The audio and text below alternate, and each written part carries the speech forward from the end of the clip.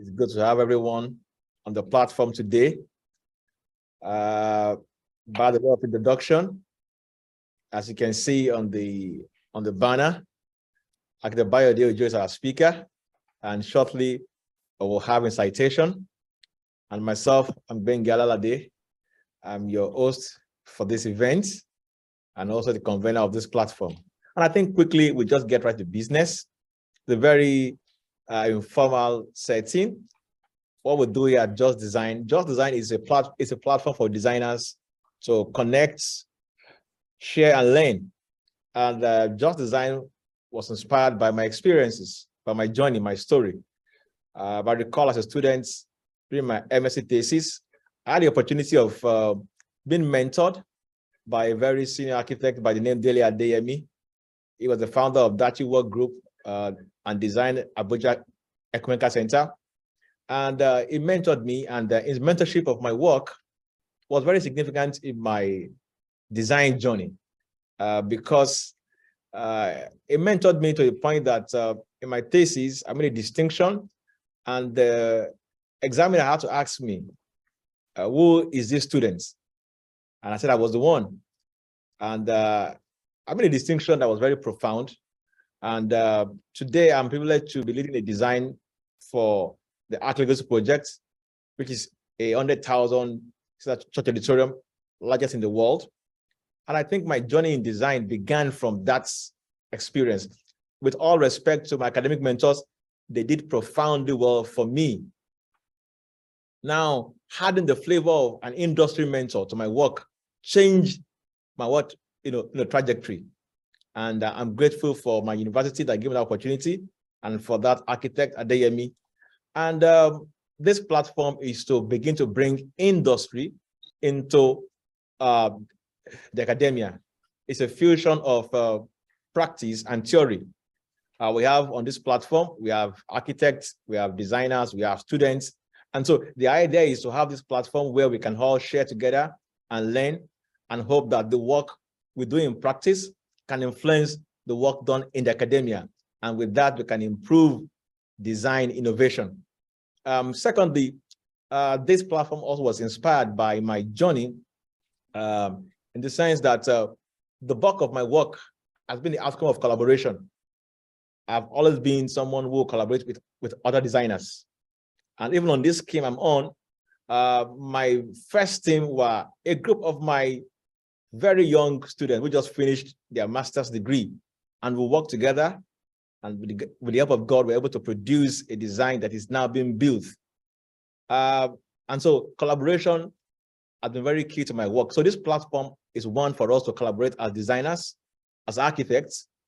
And thirdly, this platform was inspired by my experience and the fact that designers benefit when we connect and share together. I've had the opportunity of connecting with designers within and outside the country, and their thoughts, their input to my work has largely influenced my style, influenced my result, influenced my pace, and that's why this platform is here to ensure we're able to connect and learn together. So briefly, that's the story behind Just Design. And so right now, I will just leave the floor for us to take the citation of architect Olubayode Ojo before he takes the stage. So architect Ojo, please kindly go ahead with the citation. All right. Thank you very much for this rare opportunity. And I want to just welcome everyone for joining in again. So it's my honor to read the citation of our guest. He's been in the room, and we just want to welcome him. So for those who are perhaps getting to meet him for the first time today, just follow through with me as I read the citation. If this were to be a physical meeting, I would have asked Olubayode Ojo to rise, but it's a virtual meeting, so you can remain seated, right? No problem. Okay, so Olubayode sees himself as a catalytic team player and astute creative with over 15 years experience exploring the practice of architecture Olubayode is an architect with keen interest that lies in the process of converging well thought out architectural building solutions with furniture products developed to enhance the functionality and character of spaces. He graduated from Covenant University, both with a BSc and MSc in architecture in 2006 and 2008, respectively. 2009, Olubayode had a passion to establish his own company and not work under anybody. So as a result, he founded iCubic Design towards the end of the year 2009. And identified it to be the creative engine for expression and developing ideas. iCubic Design was therefore structured to the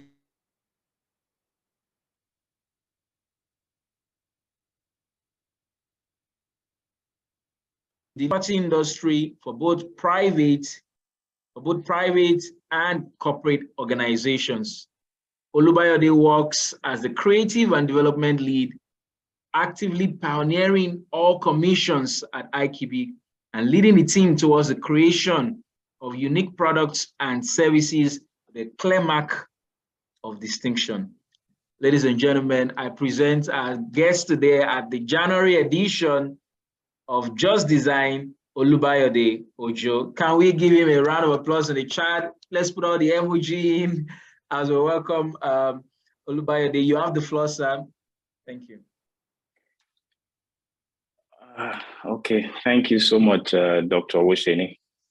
I'm honored and I'm grateful for that elaborate citation, I must say. So thank you so much. And I must actually thank my very good friend, Dr. I'm hoping I will call you Professor one day, actually. Yeah. So my dear friend, Professor Dr. Gbenga Alalade Martins.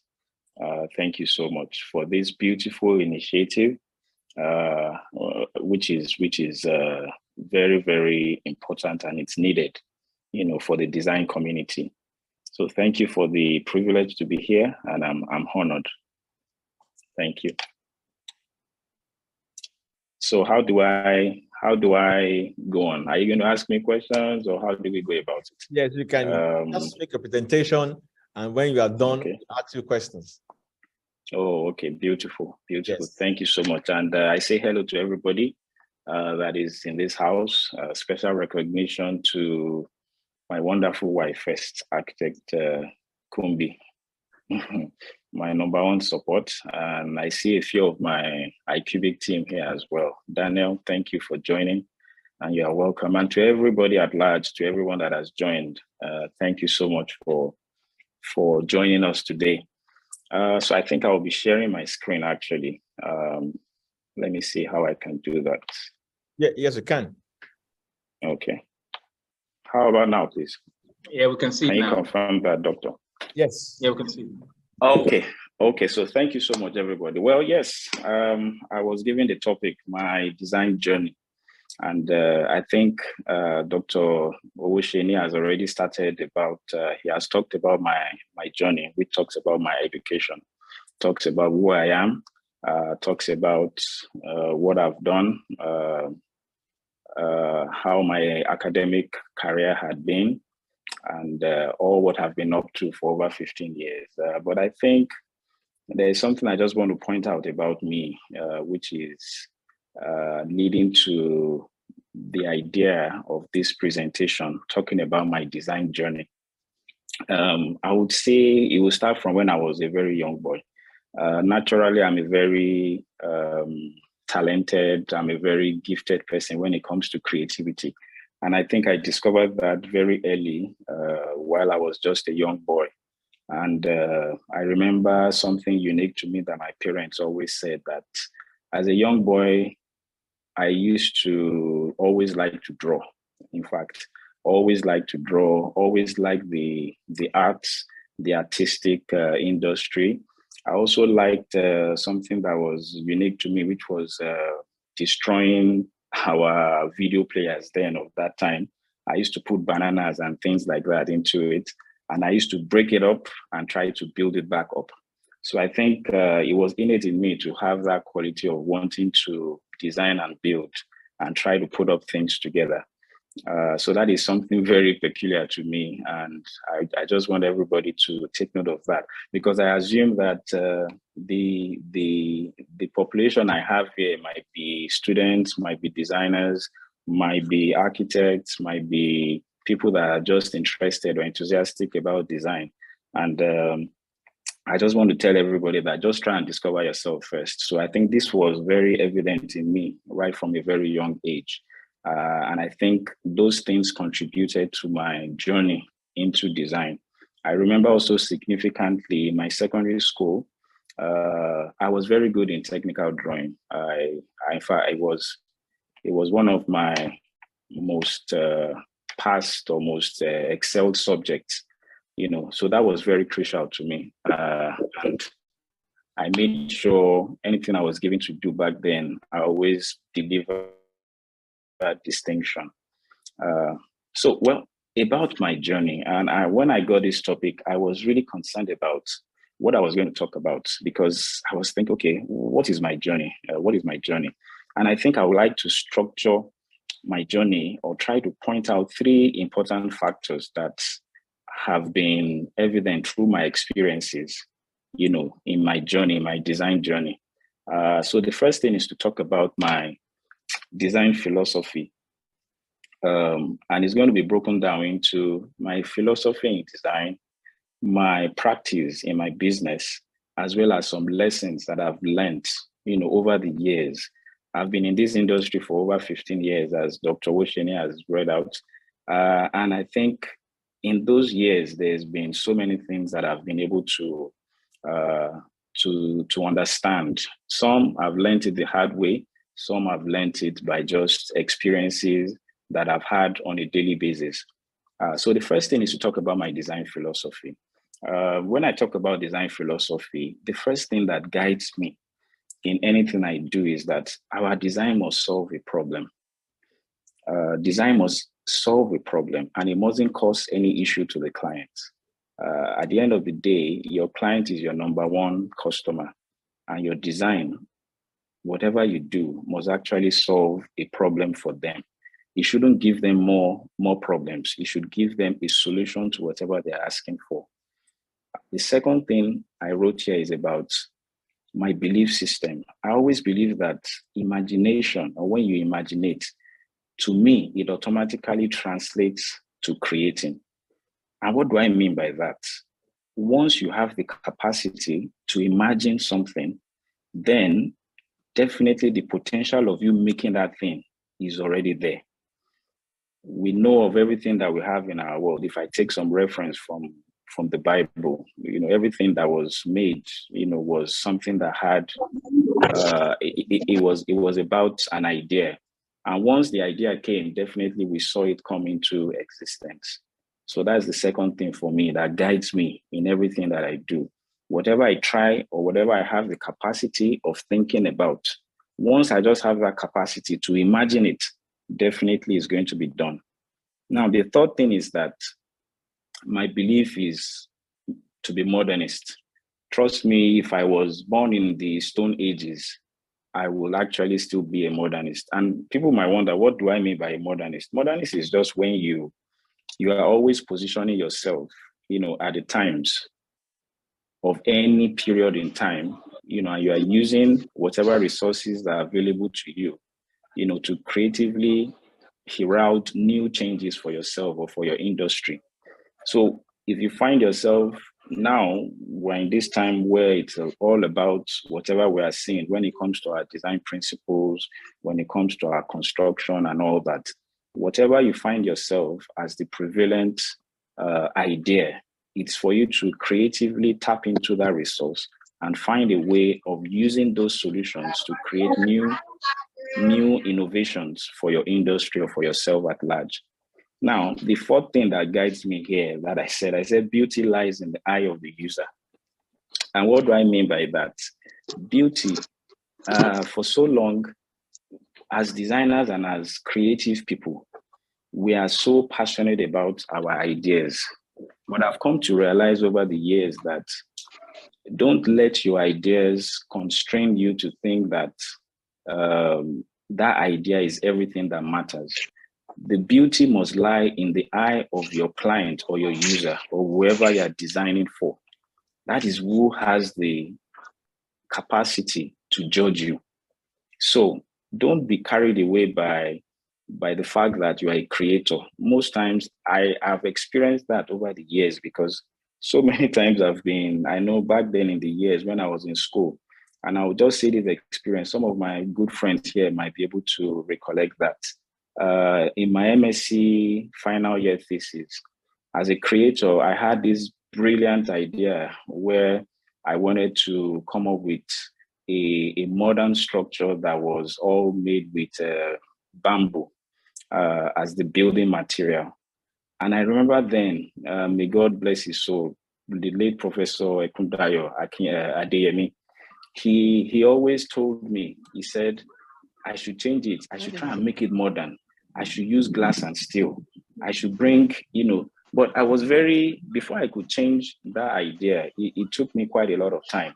And honestly, I thought I was going to fail my final year thesis, because I thought this man couldn't come and change my idea. This thing I've been thinking about it, I've been dreaming about it, I've been imagining it. So how come you are coming to tell me something else? But it turns out that as I was hoping to get an A in that particular studio project, I ended up getting a B. In fact, I was so lucky, because I thought I wasn't going to make a distinction, for my MSc thesis. But thank God. So through that experience, I was able to learn that as a creator, you shouldn't be too rigid in your thinking capacity or in your ideas. You should allow whatever you do answer to the needs of your user or your client or your customer. So that is why I said beauty lies in the eye of the user. So I will go again to my next area that I really want to focus on. And now this is coming to my core as a business person, as someone that started out business. Dr. Bayo, sorry. Again. Yeah. Cancel your screen. Can you refresh your screen? Wow, okay. Yes, thank you. Can you see it now? No. Okay, sorry, one moment, please. Let me try and share it again, sorry. It's okay, that's fine. Yeah.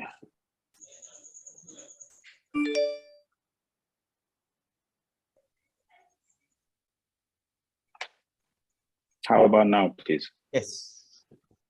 Yes, we can see it.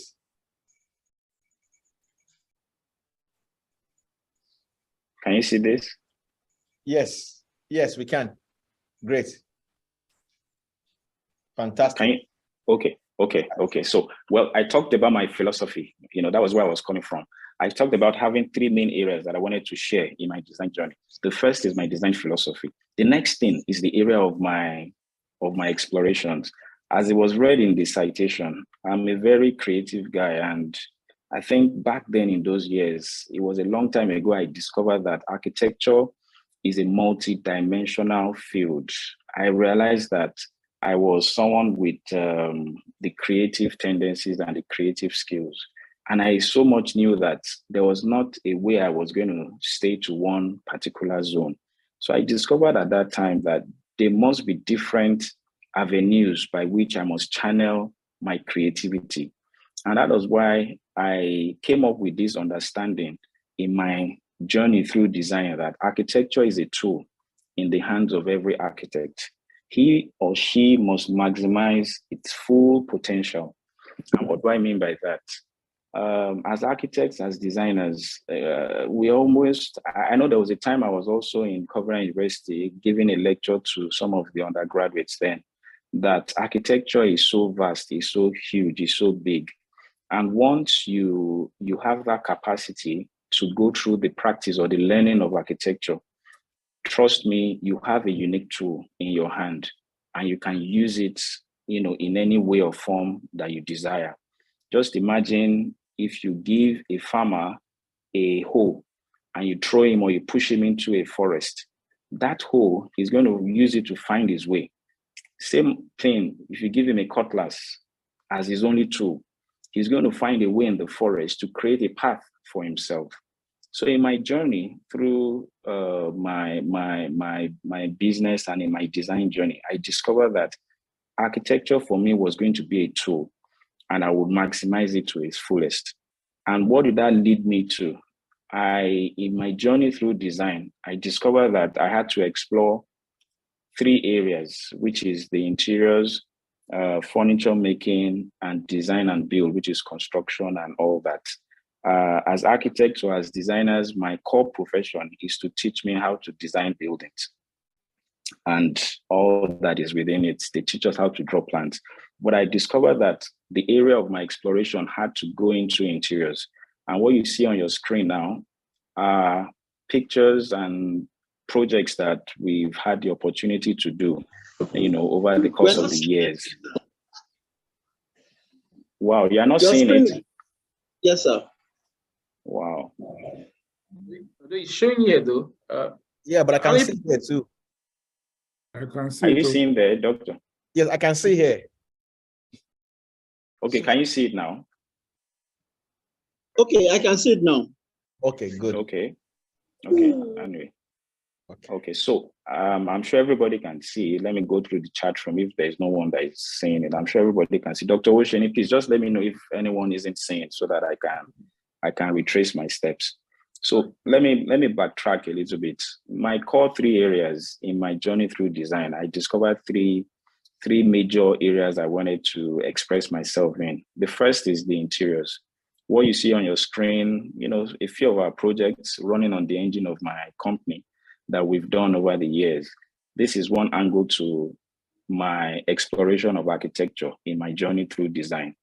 The next thing is I go into furniture as well. We do furniture, we design furniture, and we manufacture furniture. Through the knowledge of architectural practices, we've been able to understand what it takes to put things together and call them furniture. The third thing is, which is our core, is what we do naturally. We're trained to design buildings. What you see on your screen is some of my explorations through design and build. This project you see is one of my most prized ones because it's one of the biggest projects I've ever handled personally and through the help of my team and my company. It's an 8-building residential structure, and it was really a learning process for us because this was a project we had to design and we had to project manage and we had to build, we had to do the roofing. Every aspect of the project had to be in my hands, and it was a beautiful experience, or it has been a beautiful experience thus far. Now, in my journey as well, I dabbled into the fact that we also need to create products. On the engine of my business, which is iCubic, you have to come and you have to deliver, you have to go into retail sometimes. Remember that I've gone through about 13 years of business, and throughout the years, you think of different things per time, what your creativity can do. So we decided to go also into product retail and have a kind of outlet for merchandising or for product retail. So we called it October 19. October 19 is actually in reference to the incorporation of the company, which is on October 19, 2009. So that was where the name came from. And the idea is just to target pieces that will complement living spaces. So we call these leisure chairs. I have this which talks about my process of making furniture. Everybody that knows me knows that people know me with furniture. iCubic generally has, over the years, created a brand for itself in the furniture industry, and we thank God for that. But trust me, it has been a very, very long journey, a very, very dedicated journey, a very, very committed journey. And today we are still growing, but definitely we have been able to have our blueprint or our footprint in the industry, in the furniture industry in Nigeria.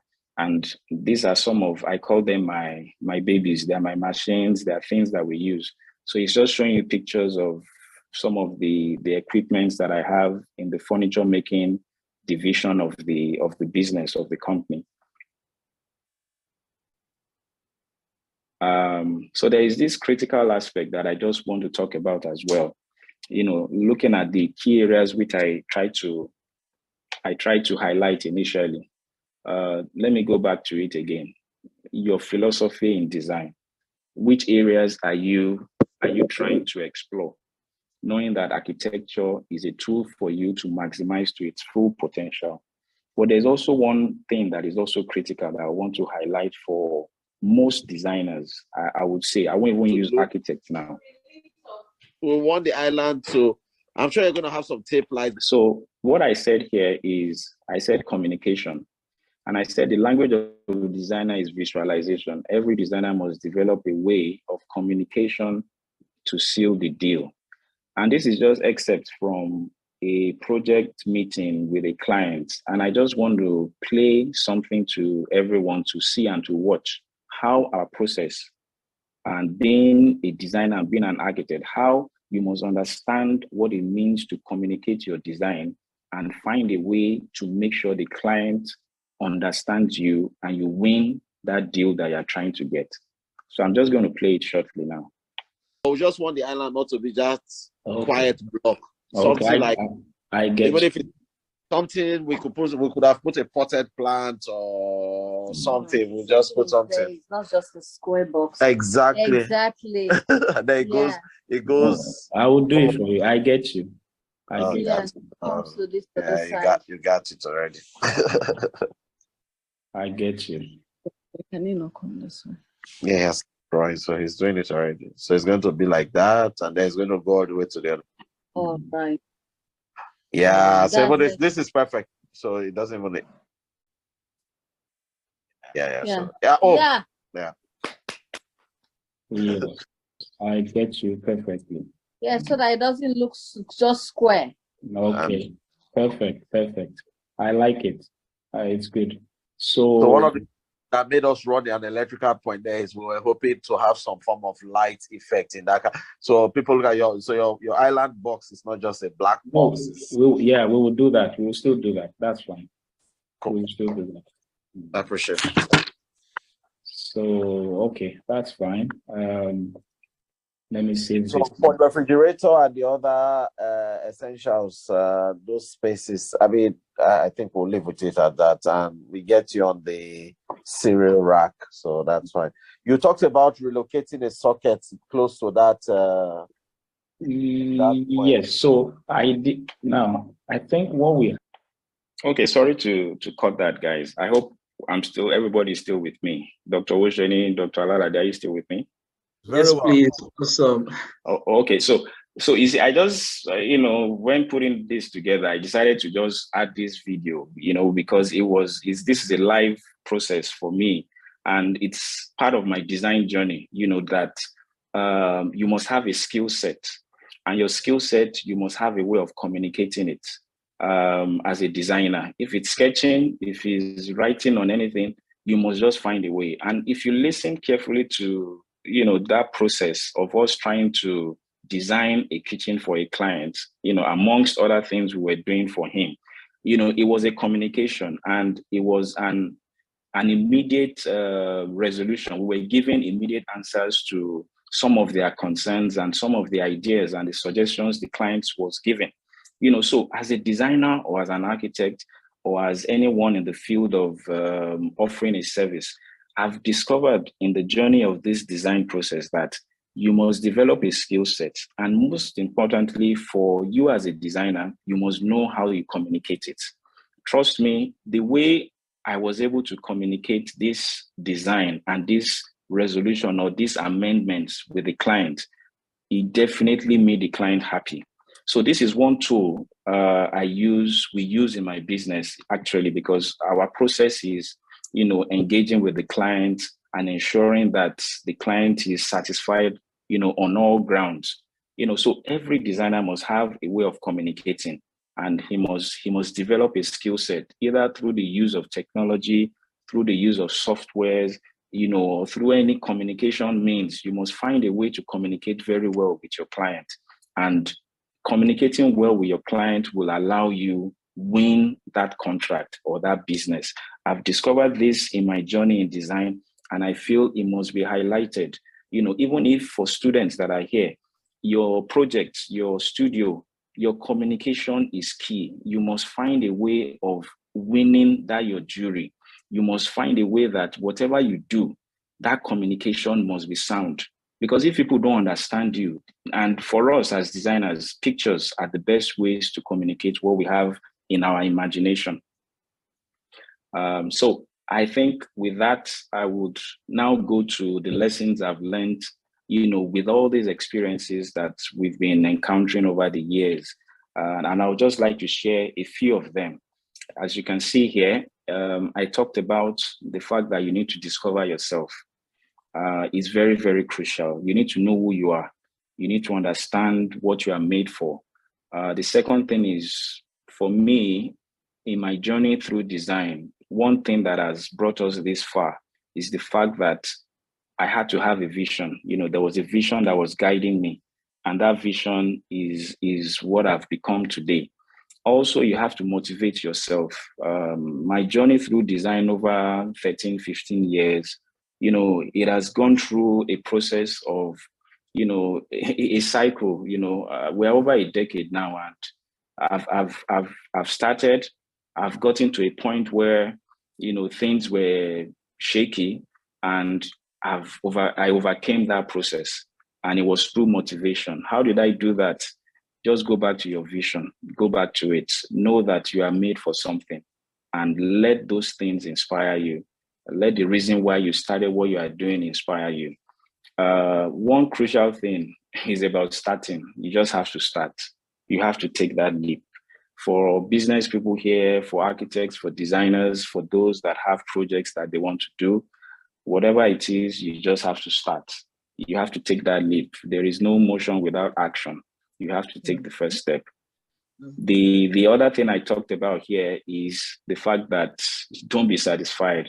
In my experiences, I was never satisfied. I was always thirsting for more.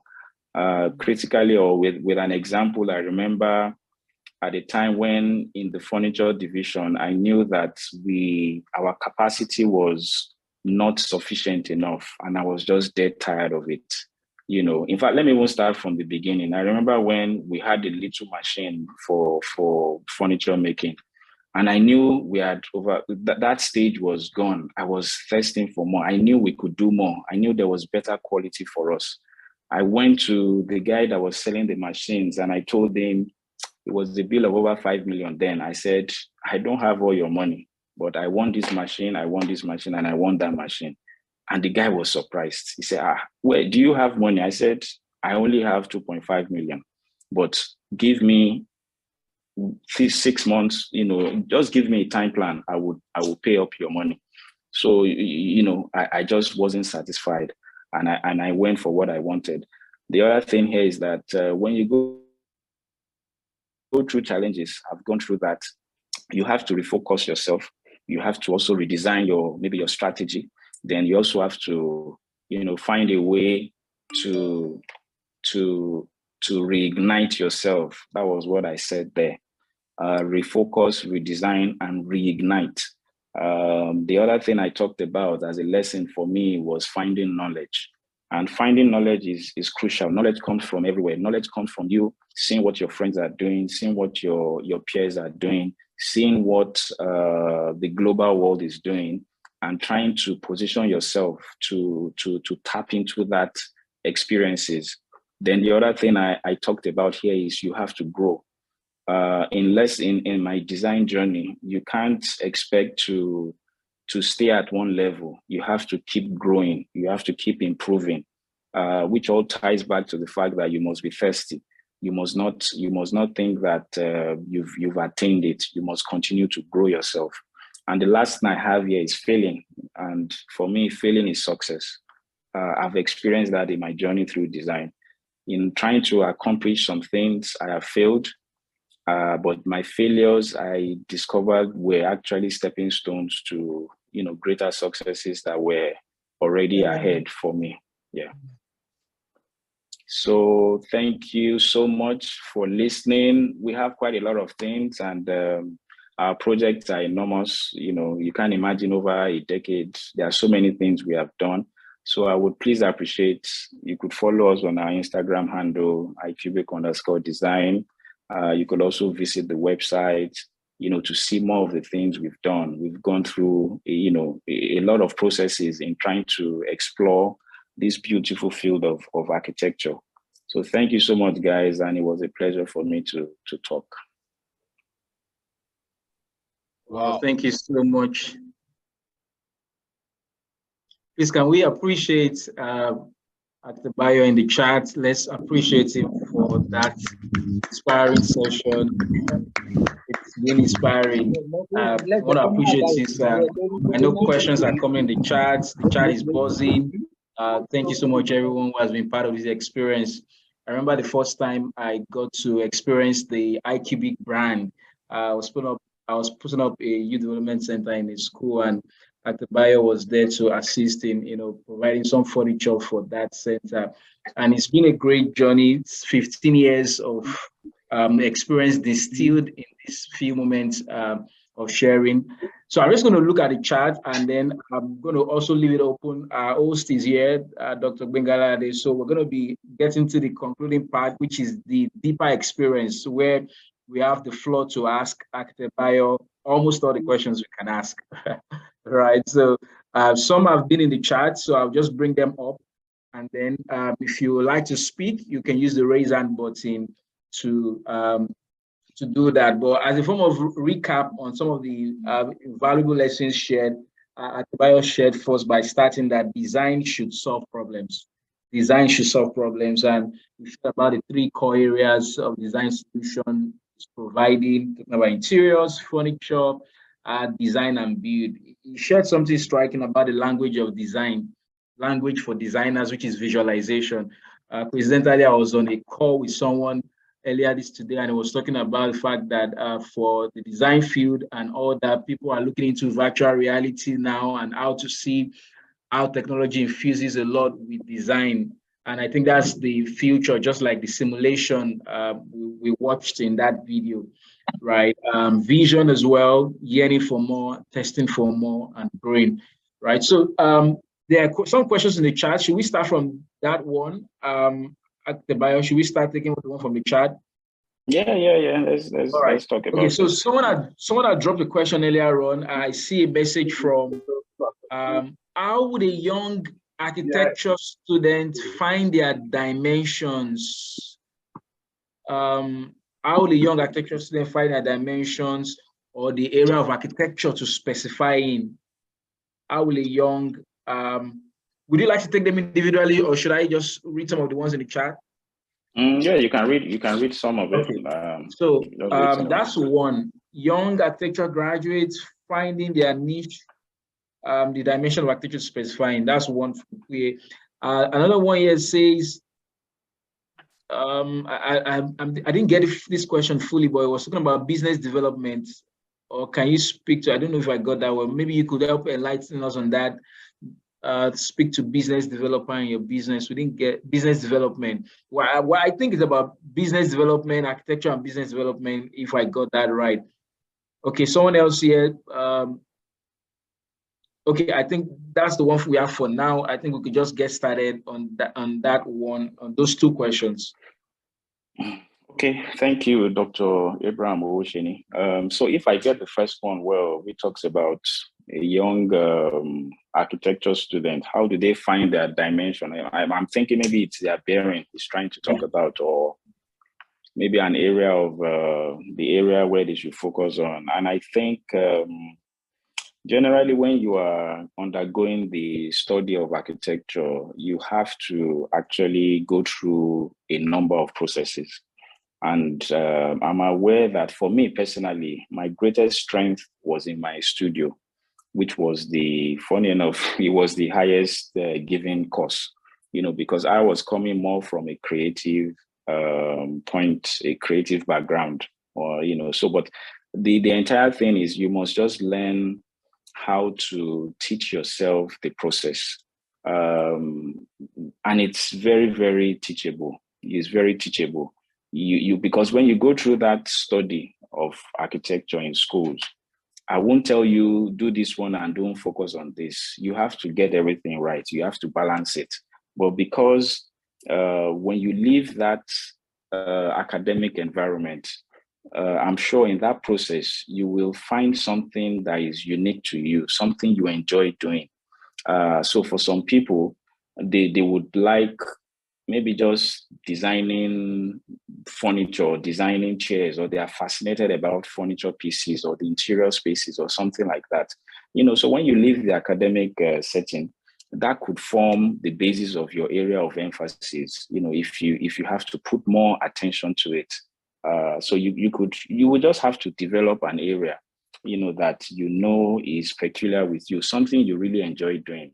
And for me personally, honestly, I didn't know I was going to go into furniture production, for instance. But one thing I knew about myself in the study of architecture was that I used to love detailing. I like detailing, and I'm more interested in the details of a particular work. And I realized when coming out, as I said, when I was younger, I like to break things up and I like to put them back. It's this thirst for me, this desire for me to build, to try to do things, is what led to my inquisitive nature to want to make furniture. I'm also someone that when I see any furniture, I want to see how it's being made. How did you do it? So some of those traits will just come out over a period of time. The second one talks about, and I hope I answered that correctly, please. The second one talks about business development.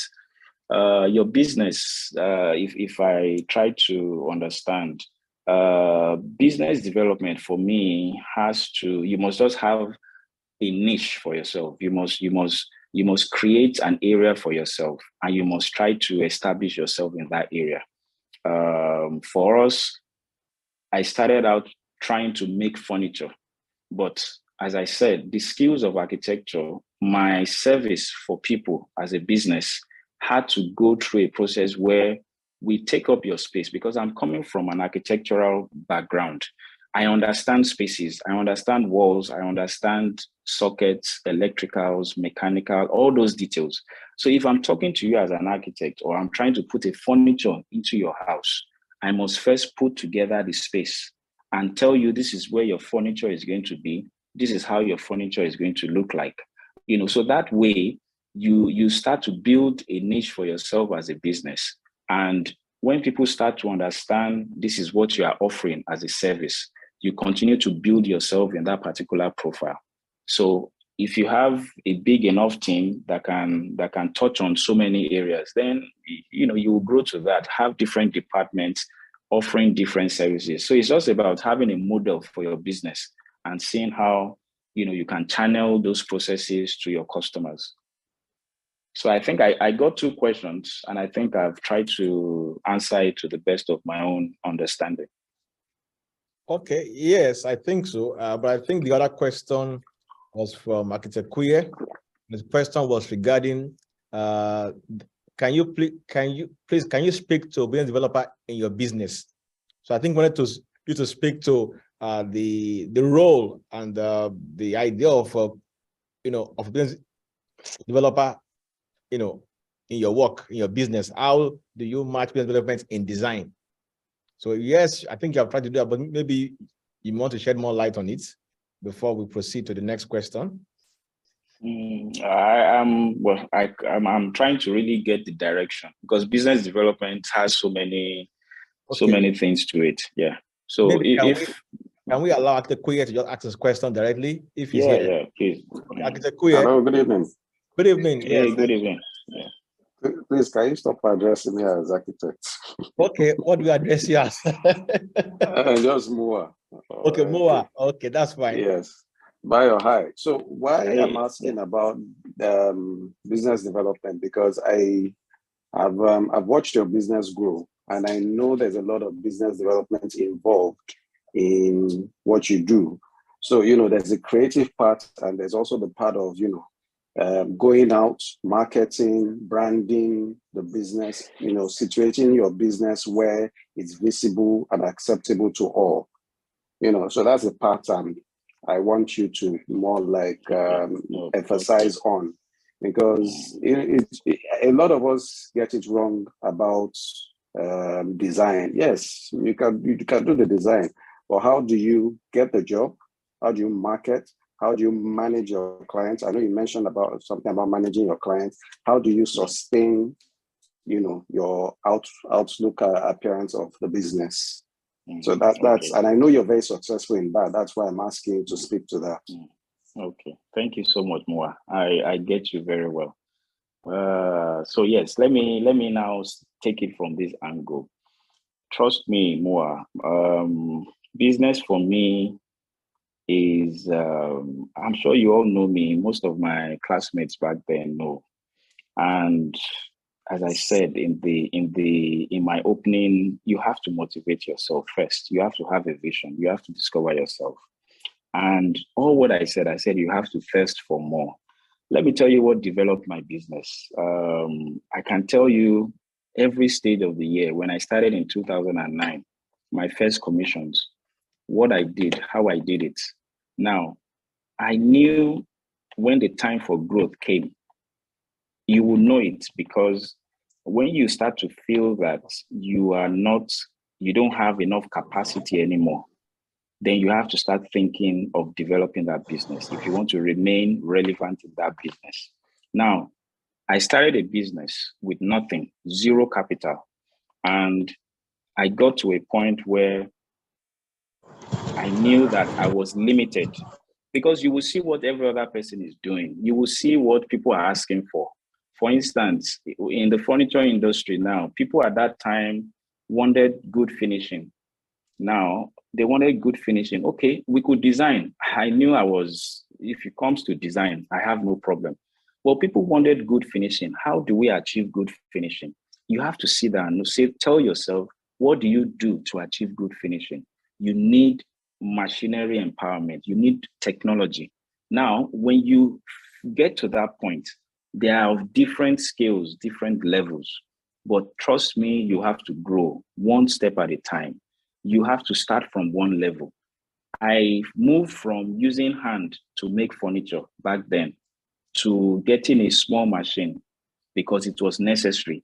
When we extended the use of the small machine, you will get to a point when you know that you have also exhausted your capacity, because people are still asking. You have to be very mindful of what people are asking for, what is obtainable with your competitors. People will ask you, I want it to look like this furniture they brought from China.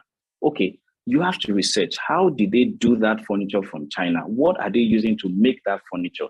Then you have to sit back with your business and see what you need to do to get yourself to that point. If you can't get it to the point of 10, you probably will get it to the point of 5. Now, when you do your 5, and you see when your customers or your client sees that, oh, this person is delivering 5/10, for instance, you will have a market of people that can give you 5/10, or a number of people that would call you to come and deliver 5/10.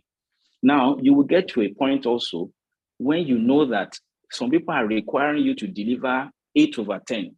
You have to know what it takes to meet them and deliver 8/10. So you see, that is the way you develop the business. So it's about growing, it's about expansion, and it's about understanding what your customers need and knowing what you need to do to position yourself to offer such services. When it comes to marketing, we hardly do, and in this industry, it's about our products. Things you do are visual. It's always about word of mouth, or you've done this for someone somewhere. That is what will continue to grow your business. And you also have to have that, your network. People that are seeing, I'm of this belief that your work will speak for itself. So there is no need, and I think it comes from architecture. Back then, when we said you cannot advertise your work, and you put so much emphasis on ensuring that your work is just good for people to see, and then people will ask you, then people will refer you to it. So yeah, there are so many other business strategies and ideas to it, but I think foundationally, what I've just said is what guarantees you to develop your business from one level, to the other level. I hope I tried to answer your question more. Yes, I think he did. I think he did. Mm. Thank you very much, Dr. Bayo. We have more questions in the chat box. There's one from one person by the name B. Are you worried about AI and foreign incursion, more affordable and variety in the industry? If so, how should we approach this evolving trend? Okay, well, augmented reality, as I said, is just a mode of communication. It's a beautiful innovation that has come to be. There is nothing we can do about it. And as you can see in my own presentation, we have our little virtual reality to say, you know, where we had to use that to communicate. I don't think that will make your product for you. So it's just, for me, it's a way of communicating. And definitely we will keep evolving. You have to keep evolving. There was a time people were communicating through talking drums and sounds.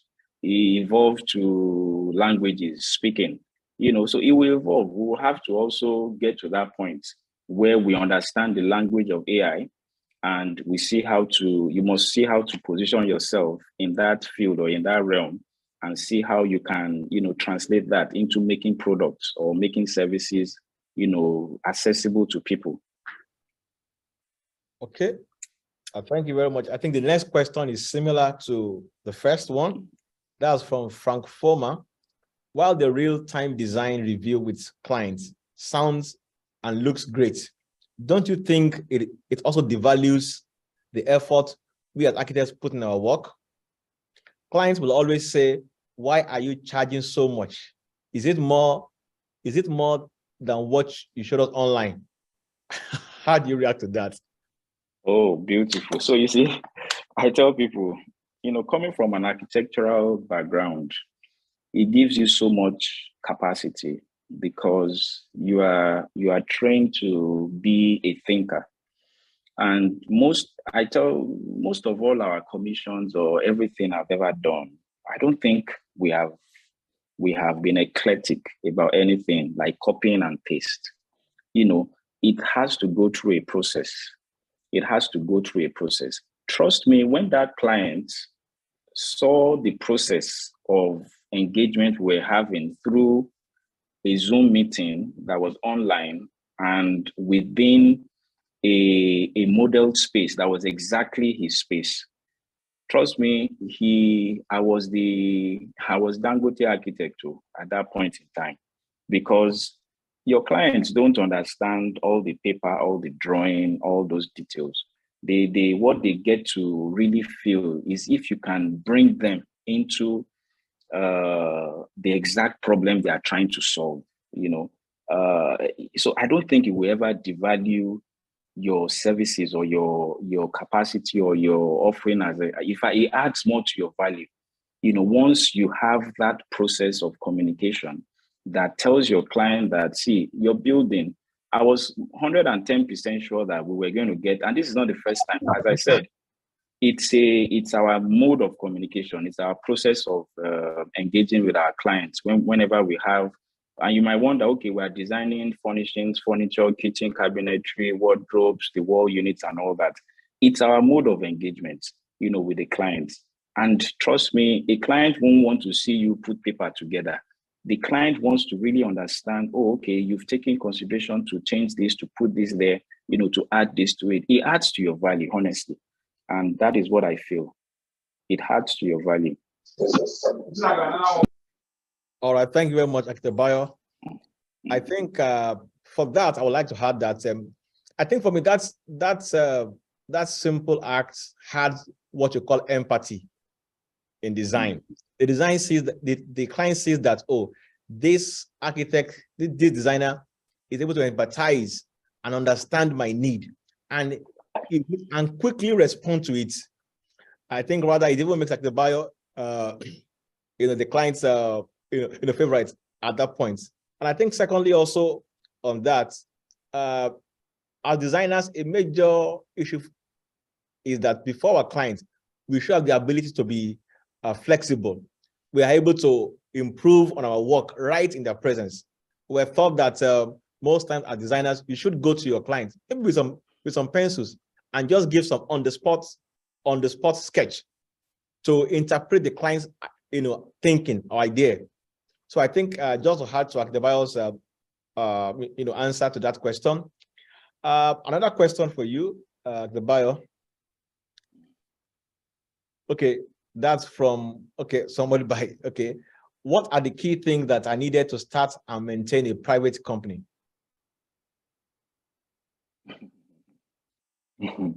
Okay. Oh, as I said, know what your vision is. Okay, so I'll put it this way: 3 things. Okay, have your vision. Number 1 thing is vision. Number 2 is be committed to it. Number 3 is be accountable to it. All right. Thank you very much, Adebayo. Are you done with that question? Yes, I am, because if you want to start a business, definitely it's a business. So know what your business is about. You have to know that. Secondly, be committed to do what your business says it will do. Thirdly, you have to be accountable to tell yourself that you are doing what the business is doing. I think that's just it. There are so many bigger business terms you can use, but basically it's as simple as that. Business is just simple. It's simple. Sorry, I saw there's a follow-up to the AI question, and I think I understand from B. I understand what he's going, where he's coming from now. He says AI doing the designs for the humans now. Of course. I get you, doing the designs for the humans now, and the 3D printers, definitely. As I said, even with your capacity now, there's a whole lot of technology that is coming into it. The CAM technology, the CNC technology, and all that. So you must position yourself for that. Because as I said, human beings will still impute those things into the computers for 3D printers to print them out. Currently, we also had to advance to that level because of the need to increase capacity. And as you know, when you are improving in your technology, definitely we are moving towards the era where all we need to do, we don't need human beings. In fact, that was a major need for me to transform my production process because we have machines that will do the work of 2 people or 3 people at once. You have to advance your processes to that point. And it all depends. You have to keep growing. Capacity needs to improve, based on what you know is obtainable. And you just have to improve yourself that way. Right. Thank you very much, Adebayo. Another question, I think about 2 more questions before we begin to wrap up this session. But please, can we all check the chat box? You will see a very small, a link to a form, just a feedback form about just a few questions for you to just give us a feedback on your experience today and how we can improve this platform. I think about 4 or 5 questions. Just name and your feedback. We're glad you help us fill the form.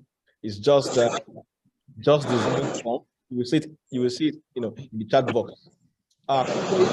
Okay, I think about 3 questions for you, Adebayo, before we shut down. There's one on family. Yes, how do you balance architecture, work, and family? How do you balance architecture, work, life, and family? Okay, that's a funny one. That's from I hope my wife is not here anymore. But to me, architecture. Okay, so in the early years, yes, architecture, you carry it everywhere you go. Because depending on the level of growth you have in your business, you have to be the one to carry on everything. You have to carry it on. But as you grow in business, then you understand to yourself that, okay, you need to, pay more attention to the family, which is what they will teach you in your church. They will teach you in everywhere. So then you have to now build systems. You have to build systems so that even when you are not there, you have people that can run certain processes so that it reduces the your time, the time that you would have given to that business.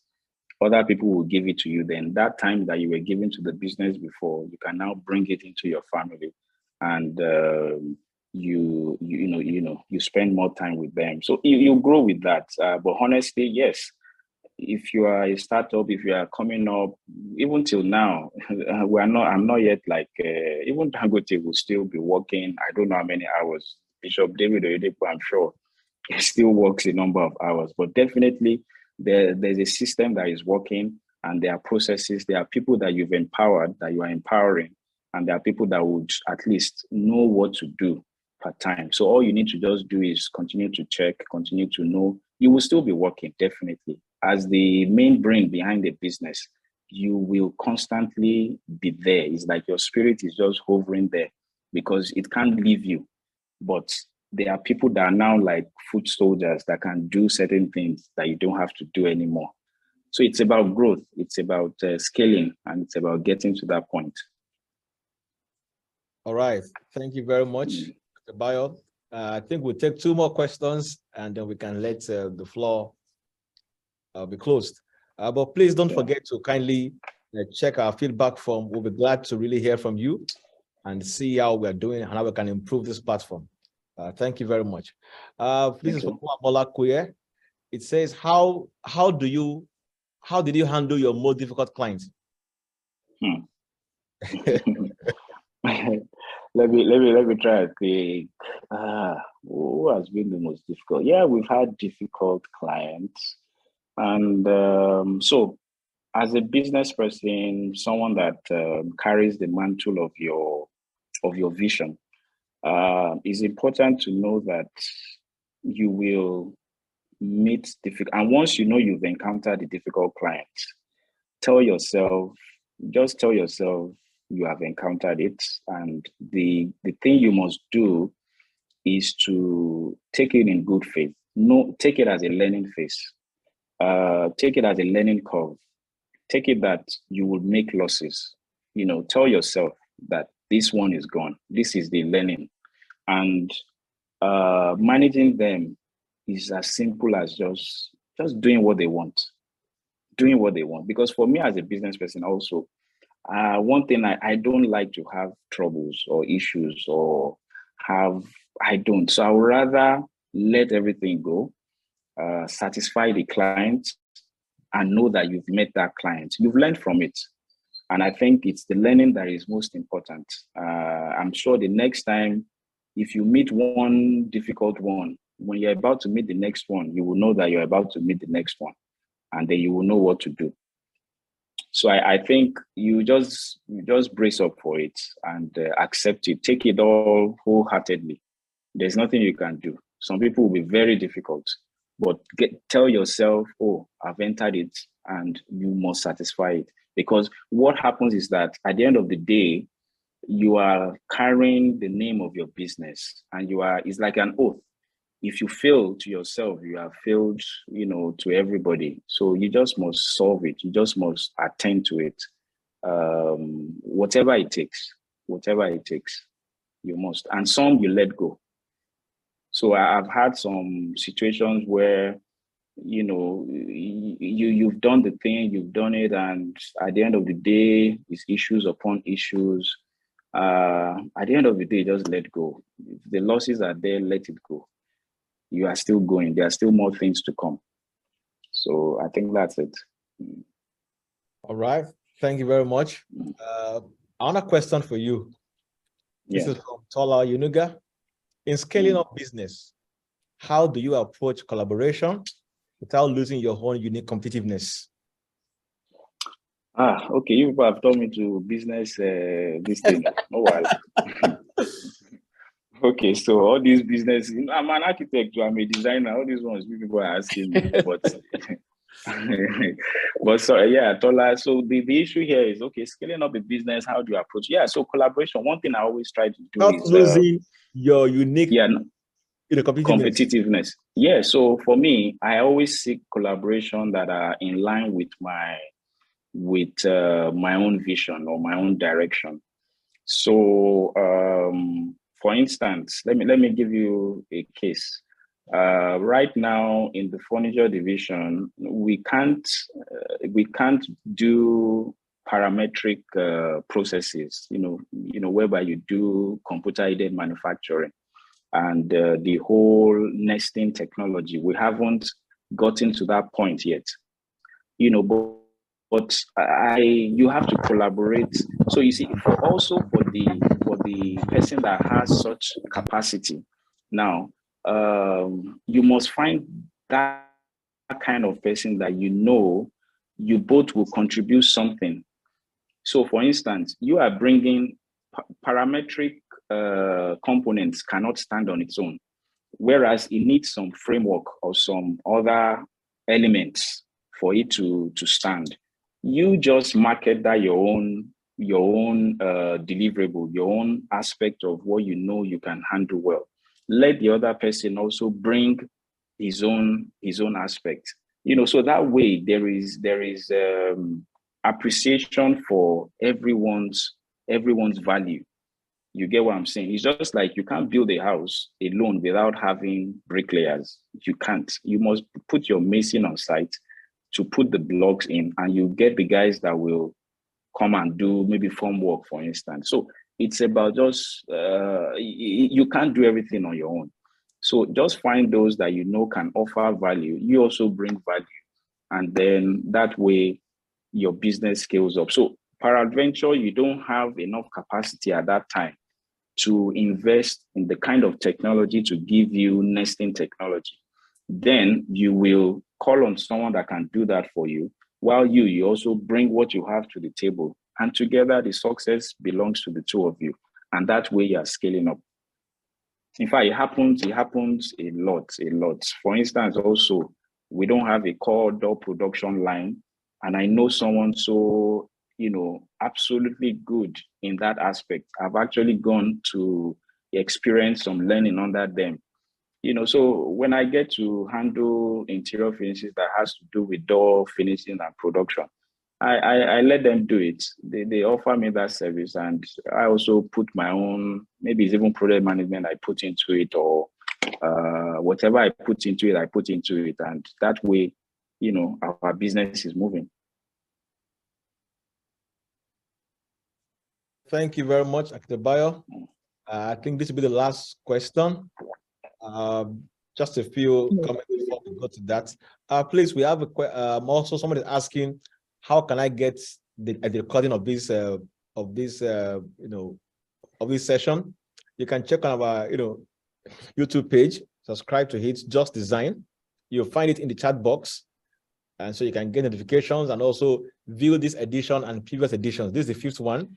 So edition 2, 3, 4, 5 will be on the platform on our YouTube page. Thank you. Architect, okay, I think it's also from, this is from Adele Shirley. Okay, this is for you again. Peradventure, a company seeks to expand through your company within the region. Take over more or less at a ridiculous figure. What business decision would you take? Sell or hold?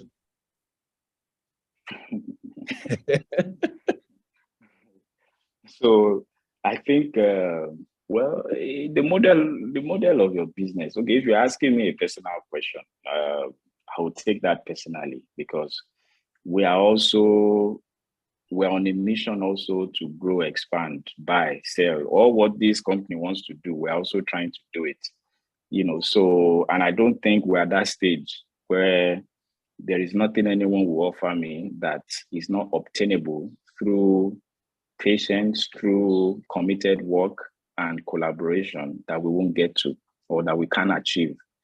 So it's there is nothing enticing anyone will offer me, because we're on a mission. We're building something. We're building a brand. We have a vision, and there are steps to get to that vision. It's not a tech company, for instance, that it's not like that. And the level of the growth of the company and what we've achieved over the years is something that we've been doing 1 step, 2 steps, 3 steps, 4 steps. and we are not ready to sell or to do anything for any company to come. So rather you will come and tell us what you can offer. We also will tell you what we can offer. Even if you bring all the money, I'll tell you we have all the brains. We have all the brains too. That is what we are going to put on the table. So we must definitely collaborate. There's no way you can buy us off a particular thing. You can't. Okay. It seems your company is very attractive to the persons on this platform, that somebody already offered to buy you. No, I'm ready. If they want to bring some millions, I'm definitely ready to for us to talk about it, and we see what we offer each other. Okay, definitely. That's fine. I think we can take the last one as a roundup. This is from Muamola Kuye. Please, can you talk on staff turnover and how you manage this? Beautiful. So as I said, also, trust me, Moa, it's all about growth. It's all about growth. And it's all about, as simple as it sounds, you just have to grow, honestly. So there's nothing you can do. You must grow. And the way you grow, trust me, as I said, we have no capital base. We have no shareholder capital. We have nothing. It's a company, my business and my experiences in design so far has been something that has been from scratch to where we are now. And all we do is the service we offer, we have the right pricing. From the pricing, from that, we have to sort out operations. We have to sort out overheads. And we have to also save. We also majorly have to invest. And investment for us as a product making company and service company, investment is key. And we all know the sources. Even when the company is viable, for all investment fund to come in, you just, there are so many bottlenecks. Even that is another angle to it, but you just have to take care of that. And as you know, whatever number of, sorry? Please go ahead. Yeah, so whatever staff you have, you pay them according to what you have agreed to pay, and you manage yourself in that way. Some that you can put as your full-time people, you put them. Some that you can outsource, you outsource. But the most important thing is let your business service your turnover. But in the beginning, you actually experience situations where you have to sort turnover from your own pockets sometimes. Those are the phases in business, and someone must just go through with it. You would have to, because if you want your brand to stand, if you want your business to stand, even sometimes you will borrow to do turnover. So that is what it takes. And trust me, I've gone through that process. And at this point, the business definitely must pay my turnover. So that's where we are currently. All right. Thank you very much. Oh, okay. Sorry. I think I'm reading something from Dekum. It says staff turnover in terms of losing a good staff or changing systems. Okay, to talk about that as well. Trust me. See, let me also explain this thing to you. If you are someone that is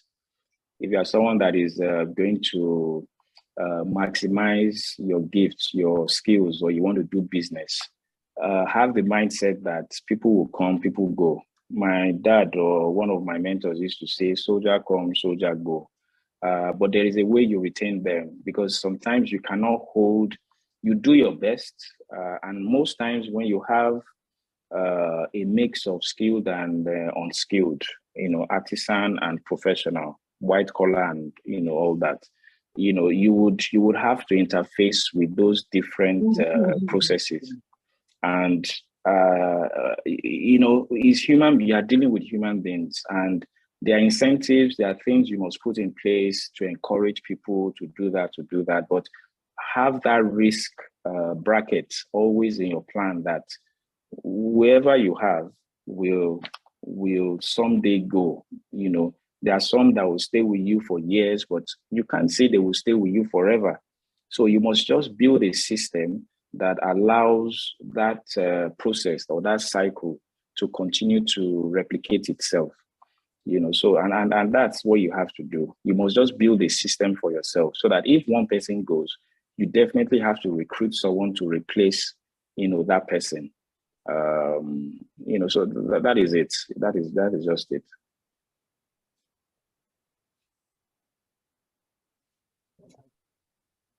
Okay, Akitabayo, thank you very much. You're welcome, sir. So I think we'll just begin to wrap up now. Please don't forget to run through the chat box and help us fill the feedback form. Everyone, we'll be glad you do that so I can get your feedback and see how to serve you better, improve this platform. Thank you very much, Akitabayo. So just trying to conclude from here. All right, thank you so much, sir. We want to appreciate everyone for the time you have taken out to be part of us this conversation today. It's been inspiring learning from our guests, and we want to use this opportunity to appreciate you once more. And to everyone, all the bright minds and professionals on the call today, thank you for taking our time to be part of this. We look forward to seeing you again next month. February edition will hold on the third week in February thereabout, which communicate the date and all the details so we can be part of it as well. So I want to say thank you, and we pray that the year keeps getting better, bigger for you, right? And so it's a happy new year from here, and thank you for joining us. Enjoy the rest of the evening. Bye from now. Thank you. Thank you.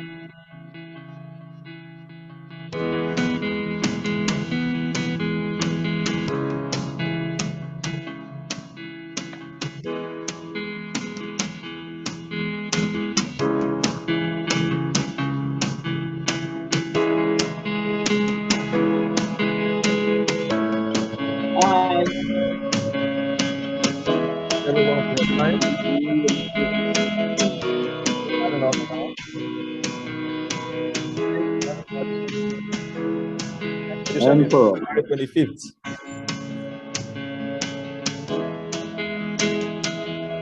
Very much. Have a good time.